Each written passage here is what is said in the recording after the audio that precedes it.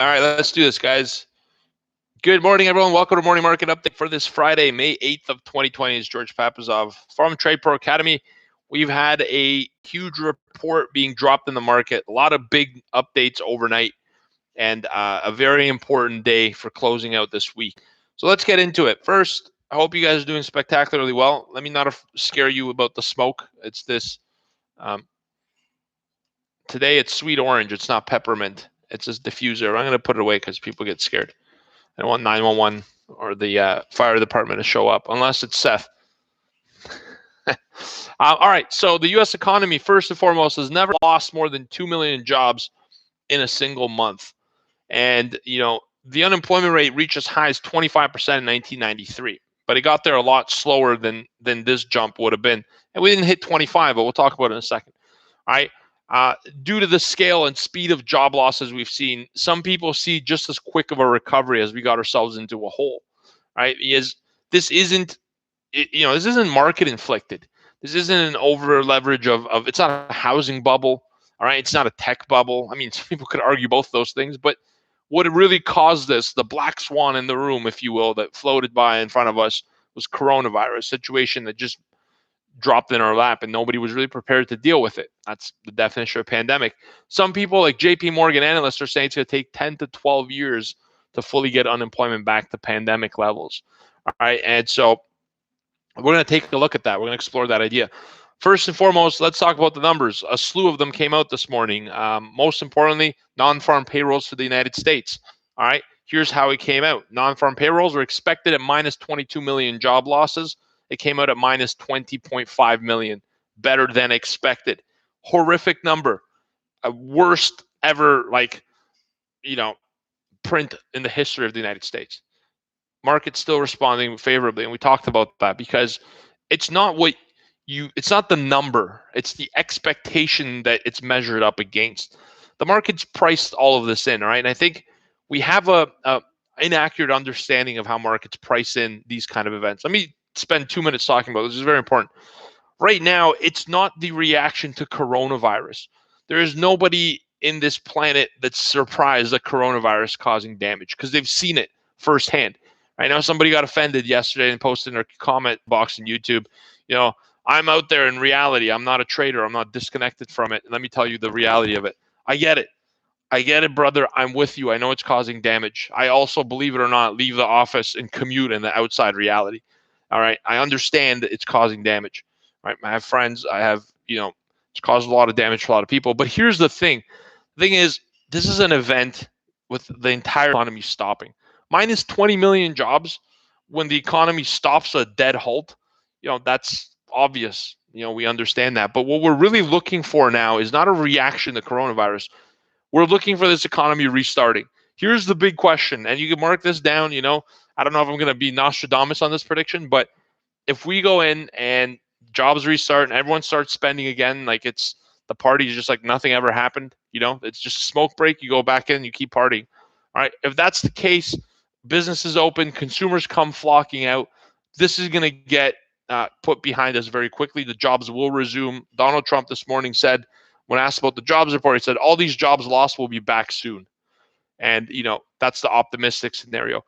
The other scenario is, but what if the businesses open and consumers, because they've been scared to death because of all this reporting around the world, all right, and everyone focuses on the death number, how many people have died. There's a lot of recoveries as well. But, the real big question here is, will people go back? What if you're afraid? You're like, you know what? I don't want to be out in public. I've liked to cook at home. I've liked spending some time to be productive, cleaning out the house, doing whatever you're going to be doing, working on your side hustle, learning to trade. I'm going to continue to do that. Then businesses being open with no demand is actually worse than businesses being closed with no demand because they could at least save some of their variable costs, right? And so that's the big question. Will there be a second wave? Will the consumers come back and start buying again? Right now, data showing the opposite. They're paying off debt and they're saving. And so savings, unfortunately, lead to less sales for a corporation, less profitability, which trickles down to less employment opportunity too, okay?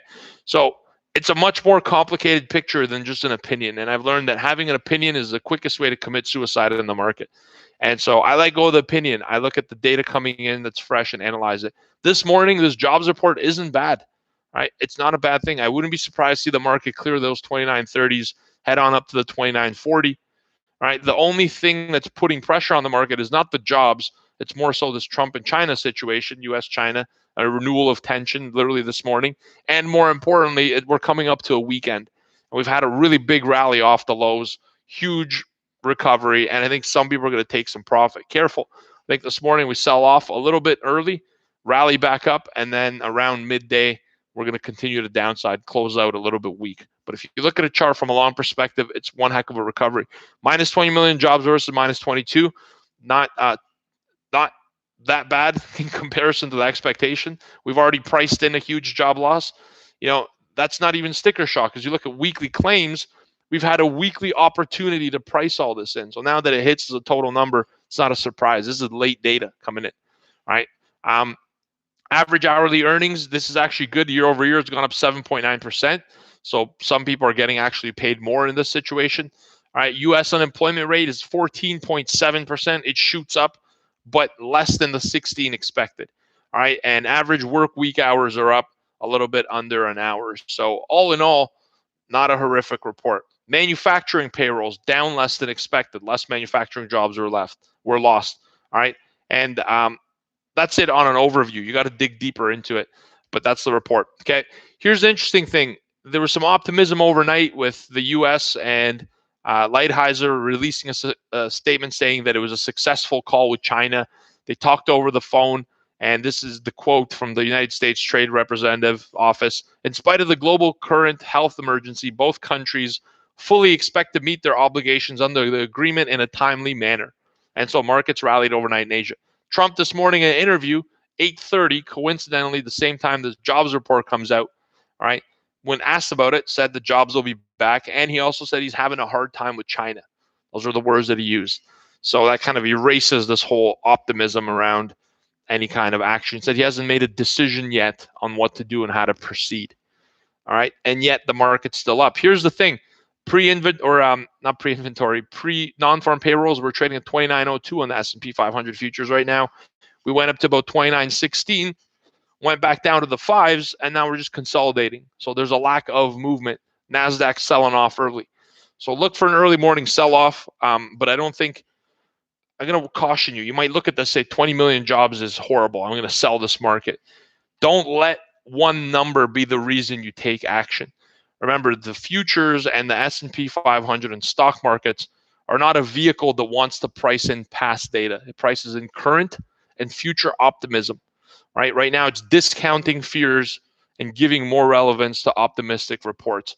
This is an optimistic one this morning. It's not a bad report in comparison to what's priced in and what was expected. So a little bit of an early morning pullback, and I think we continue higher in the morning, but we reverse it in the afternoon. Careful, it'll be a volatile session because it's Friday. A lot of people have positions on. They want to take them off going into the weekend. This report won't fully be priced in until next week. Next week is a pivotal one. ECB's Lagarde overnight also said that they're going to continue to do what they need, and we'll probably need government financing to exceed 10% of GDP this year. So the reason I mentioned that is Europe is planning to spend more money. All right, Lufthansa is, I might have butchered it, is preparing to restart their operations in June with 160 aircraft, and we're starting to see some indication things are opening up.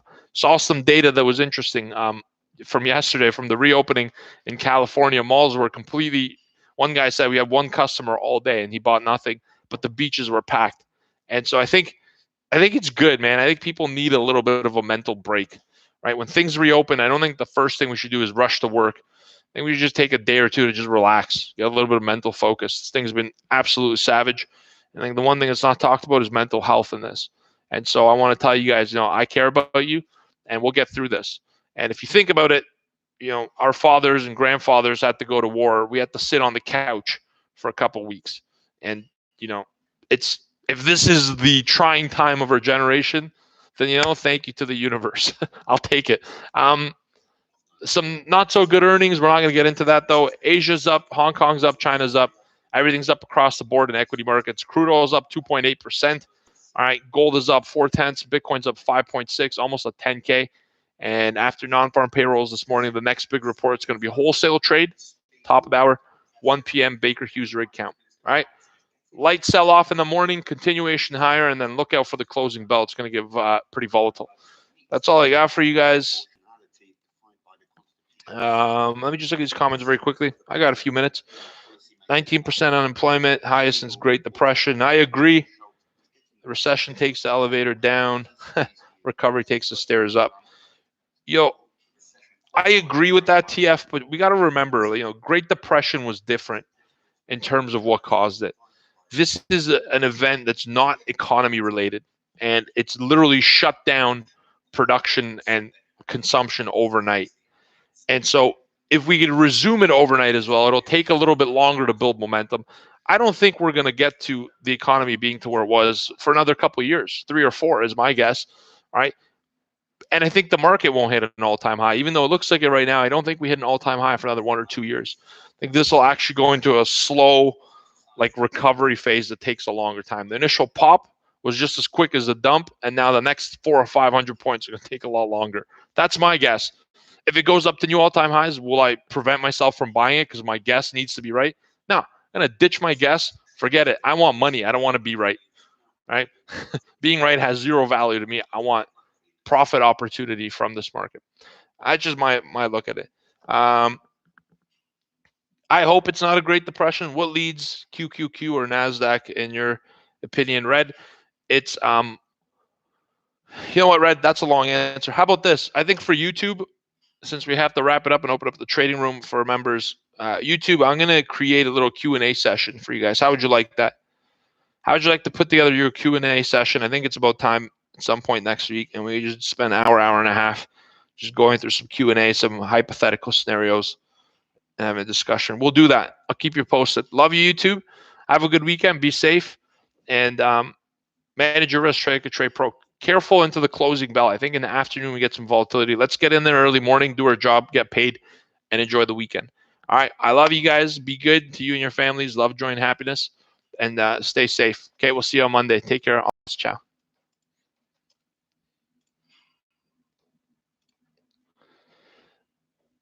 All right. Let me